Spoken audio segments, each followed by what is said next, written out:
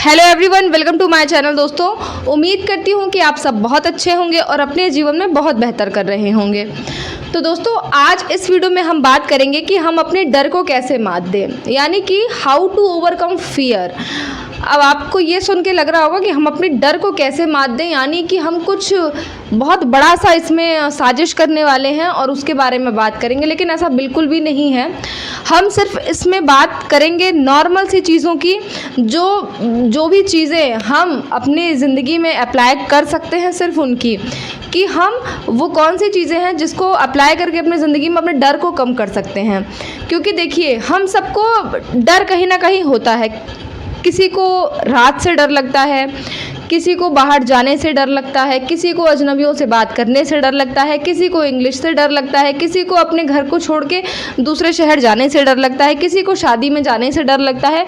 यानी कि बहुत ढेर सारे लोगों के डर होते हैं। डिफरेंट टाइप्स ऑफ फियर, लोगों के अनुसार उनके डर होते हैं। ठीक है, तो अब उस डर से हम कैसे निकलें? क्योंकि भाई डर डर के तो हम बहुत दिन तक नहीं जी सकते, और अगर हम डर डर के भी जिएंगे तो क्या ये खाक जिएंगे?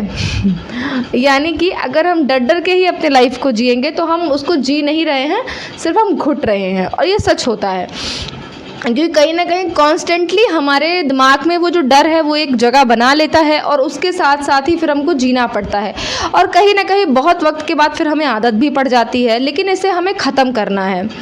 तो सबसे पहला स्टेप जो मैं आपको बताऊंगी वो ये होने वाला है एक्सेप्टेंस।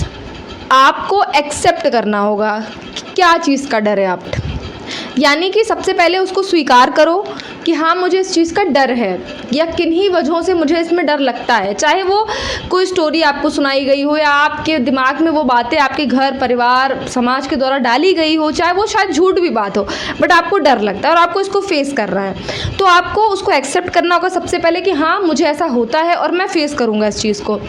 जैसे कि बहुत लोगों को पब्लिक स्पीकिंग का डर होता है, बहुत लोगों को इंटरव्यू देने का डर होता है, बहुत लोगों को सामने वाले से बात करने का डर होता है, बहुत लोगों को question on the spot answer देने में डर होता है। मतलब बहुत तरह के डर होते हैं। तो आप उसको प्रैक्टिस करिए। जब कभी भी आपको जीवन में मौका मिले उसको फेस करने का ना, तब पीछे आपको नहीं हटना है। अगर आप तब पीछे हट गए तो आप जितना पहले डरते थे ना, उससे कहीं ज़्यादा आप डरोगे। इसलिए जब भी आपको मौका मिले आपको फेस करना है उस चीज़, आपको वहाँ जाना है और उस डर से टकराना है, तब जाके आपके मन में वो डर हमेशा हमेशा के लिए ख़त्म हो जाएगा। सेकेंड, अगर हम बात करें तो कॉन्फिडेंस, यानी कि खुद पे कॉन्फिडेंस रखना होगा कि जिस चीज़ से मुझे डर लग रहा है वो शायद मैं नहीं समझ पा रहा हूँ या समझ पा रही हूँ, बट जब मैं इसको अच्छे से समझ लूँगा, इससे निकलने के रास्ते देख लूँगा, इससे फाइट करने के रास्ते देख लूँगा, इसका सामना मैं कर पाऊँगा, तो मैं आराम से कर लूँगा या कर लूँगी। मुझे ये करने में कोई भी प्रॉब्लम नहीं आएगी। तो इस तरह के जब थॉट हम अपने दिमाग को देते हैं तो कहीं ना कहीं हमारा कॉन्फिडेंस लेवल बढ़ता है, और ये बहुत ज़रूरी है। तो हमें कॉन्फिडेंस भी रहना होगा, और हमें कॉन्फिडेंस फील करने के लिए ये सारे थॉट अपने माइंड को देने होंगे। यानी कि अगर आपको किसी चीज़ से डर लग रहा है, मान के चलिए अगर आपको पब्लिक स्पीकिंग का डर है, तो आप अचानक से, तो ऐसा नहीं है कि हॉल में 5000 लोग हैं और आप डायरेक्ट जाकर के सबके सामने बोलोगे, तो ऑब्वियसली आपको डर लगेगा और बहुत डर लगेगा। तो स्मॉल स्टेप, अगर आपको सच में पब्लिक स्पीकिंग का डर है तो शायद आप पहले एक रूम में बैठ करके या कहीं बाहर बैठ करके, या मतलब कहीं ऐसी जगह पे आप बैठोगे जहाँ पे शायद कोई ना हो, और आप कुछ बोलना शुरू करोगे। जब आप वहाँ बोलोगे तो फिर आप 1-2 लोगों के सामने बोलोगे, अपने घर परिवार के सामने बोलोगे, कोई फैमिली मेम्बर्स के सामने बोलोगे, और धीरे धीरे इससे आप बाहर निकलोगे। कभी आप 5 लोगों के ग्रुप में बोलोगे, फिर आप डिबेट्स करोगे, फिर आप पब्लिक स्पीकिंग में आ जाओगे। तो ये स्मॉल स्टेप हुआ, यानी कि हमने छोटे कदम से शुरुआत की। इकट्ठा हमें बड़े कदम नहीं लेने हैं, या इकट्ठा ही हमें खुद को उस जगह पर नहीं डालना है जहाँ पर हम और डर जाएँ।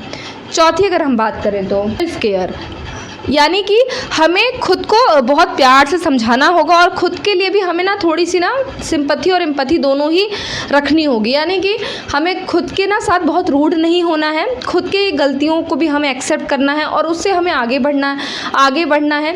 जो चीज़ें हम नहीं कर पा रहे हैं तो हमें खुद को पुश करना है, अपने आप को ही मोटिवेट करना है। कभी कभी खुद को ही ना इंसान को पुश करना होता है। कभी कभी ना कोई आपको पुश करने पीछे से नहीं आता, तो क्या करना है ना, अपने ही हाथ को लेके दोनों हाथ को आप पीछे स्पेंड कर लीजिए और ख़ुद को पुश करिए। तो वो चीज़ आपको करनी है, यानी कि सेल्फ केयर, जिसमें आप अपनी खुद की केयर कर सको।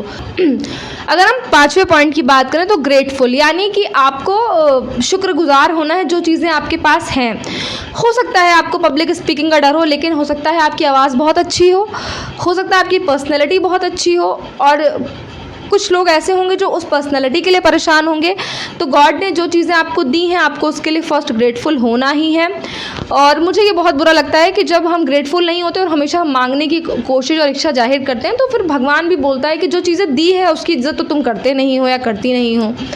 इसलिए उन चीज़ों का भी आपको ग्रेटफुल होना है जो चीज़ें आपके पास हैं। उसके बाद जब आप ग्रेटफुल होगे तो ऑटोमेटिक आप पॉजिटिव रहोगे और अपने फियर से ओवरकम धीरे धीरे आप कर पाओगे।